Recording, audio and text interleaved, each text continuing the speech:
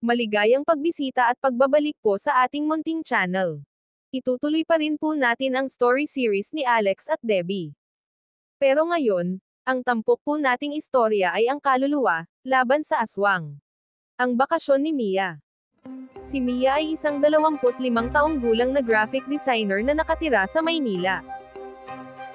Matagal na niyang pinaplano ang bakasyon sa probinsya ng Quezon, ngunit laging nauudlot dahil sa trabaho at relasyon niya kay Leo, ang kanyang kasintahan sa loob ng 3 taon. Isang araw, matapos ang isang matinding pagtatalo, tuluyang naghiwalay ang dalawa. Ang sakit ng pagkawala ni Leo ay tila pasanin sa dibdib ni Mia, kaya't nagpasya siyang ituloy na ang matagal ng balak na bakasyon upang makalimot. Pagdating niya sa Quezon, agad niyang naramdaman ang tahimik na buhay sa probinsya, ang sariwang hangin, tanawin ng kabundukan, at ang mga palayan na tila walang katapusan. Tumuloy siya sa isang maliit na bahay pahingahan sa tuktok ng burol na pinapatakbo ng mag-asawang sina Mang Isko at Aling Mila. Sinalubong siya ng mga ito ng may ngiti at mainit na pagkain. Habang naglalakad sa mga makikitid na daan ng nayon, napansin ni Mia ang kakaibang katahimikan. Madalang ang mga tao sa kalsada, at tila may misteryo sa lugar. Isang araw, habang naglalakad siya papunta sa talon, nakilala niya si Gabriel, isang binata na may malalim na tingin at tahimik na personalidad. Lumapit ito at inalok siyang samahan sa kanyang paglalakbay. "Bakit ka nagpunta rito?" tanong ni Gabriel habang naglalakad sila. "Gusto kong magpahinga, at makalimot," sagot ni Mia nang may bigat sa boses. Tumango si Gabriel. Minsan, ang lugar na ito ay hindi lang pahingahan. Ito rin ay isang lugar ng pag-alala. Habang tumatagal, naging mas malapit si Mia kay Gabriel. May mga gabing magkasama nilang pinapanood ang paglubog ng araw at nag-uusap tungkol sa kanilang mga pangarap at mga sugat na iniwan ng nakaraan. Ngunit habang lumilipas ang araw, napansin ni Mia na tila may mga bagay na hindi sinasabi si Gabriel. Isang gabi, habang naglalakad si Mia pabalik ng bahay pahingahan, napansin niyang parang may sumusunod sa kanya.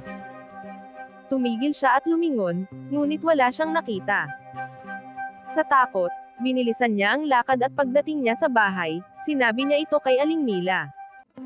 "Wala kang dapat ikabahala, hiha. Minsan, ang lugar na ito ay sinusubukan lang tayong subukin," sagot ni Aling Mila na tila may ibig ipahiwatig. Kinabukasan, nagtanong si Mia tungkol sa nakaraan ng lugar. Napag-alaman niya mula kay Mang Isko na ang lugar na iyon ay minsang naging pugad ng mga nawawalang kaluluwa, mga tao na hindi pa makapagpatawad sa kanilang sarili o sa iba. Habang binubulay-bulay ang nalaman, biglang nagpakita si Gabriel at inalok siyang samahan muli. Ngunit sa pagkakataong ito, napansin ni Mia ang malamig na pakiramdam tuwing malapit siya sa binata.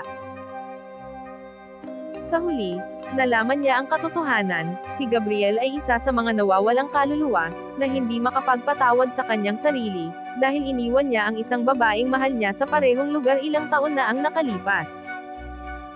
Sa huli, sa tulong ni Mia, natutunan ni Gabriel na patawarin ang sarili.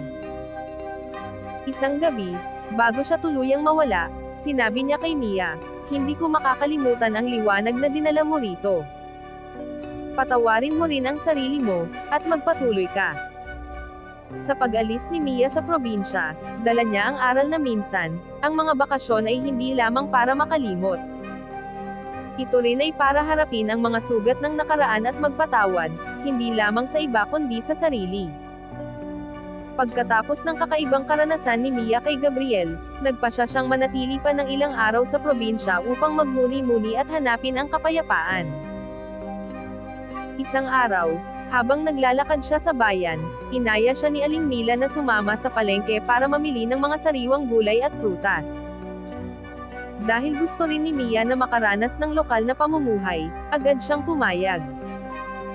Pagdating nila sa palengke, napansin ni Mia na kakaiba ang lugar. Ang mga tindahan ay mukhang normal, ngunit ang mga tindero at tindera ay tila masyadong tahimik. Ang iba ay hindi tumitingin ng diretso sa mata, at ang mga tingin ng ilan ay parang sumusuri sa kanya.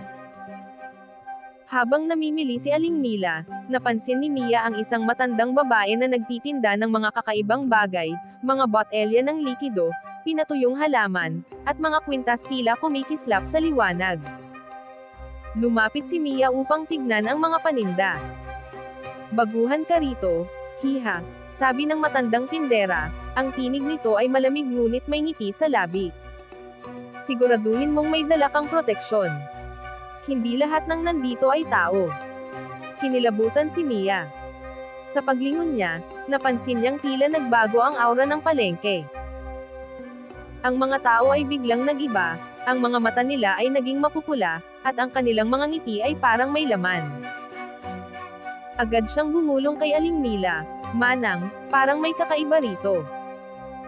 Bakit parang nagiging nakakatakot ang mga tao?" Ngumiti si Aling Mila, ngunit ang kanyang mga mata ay nanatiling seryoso. "Huwag kang gumawa ng ingay. Huwag kang tititig ng matagal.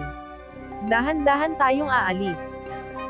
Sa kanilang paglalakad palabas, naramdaman ni Mia ang malamig na hangin na tila humahabol sa kanila. Ang mga nagtitinda ay tila unti-unting sumusunod, at ang kanilang anyo ay mas lalong nagiging kakaiba, ang ilan ay tila may mahahabang kuko, ang iba ay nagtataglay ng balahibo sa mukha. Nang malapit na sila sa dulo ng palengke, biglang hinarangan sila ng isang lalaki, na may malalaking mata at tila hindi kumukurap.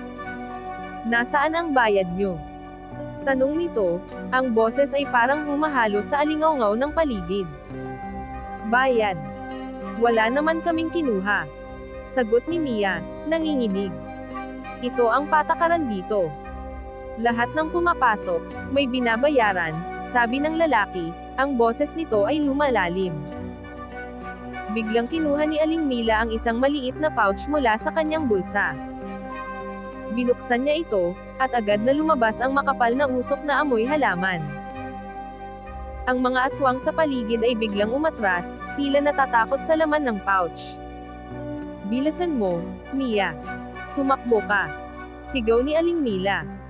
Habang tumatakbo palabas ng palengke, naramdaman nila ang paghabol ng mga aswang. Ang mga sigaw at halakhak ng mga ito ay tumutunog sa kanilang pandinig. Ngunit nang makarating sila sa liwasan ng bayan, bigla na lang tumigil ang mga aswang, na tila hindi makakatawid sa hangganan. Hingal na hingal si Mia, ngunit hindi niya napigil ang magtanong. "Aling Mila, ano ba talaga ang lugar na iyon?" "Ang palengke ng mga aswang," sagot ni Aling Mila. "Dito nagtitipon ang mga nilalang na hindi na makapamuhay kasama ng mga tao. Kung hindi ka mag-iingat, magiging hapunan ka nila." Mula noon, hinalala ni Mia ang babala ni Gabriel at ang kakaibang hiwaga ng lugar. Ang bakasyon niya ay hindi lamang naging paraan ng paghilom mula sa hiwalayan, ito rin ay nagbigay sa kanya ng mga karanasang hindi niya malilimutan. Hanggang dito na lang po muna. Maraming salamat po sa pakikinig. Pwede po bang humingi ng subscribe bilang pagsuporta sa ating munting channel? Hanggang sa susunod po muli. Stay safe and God bless.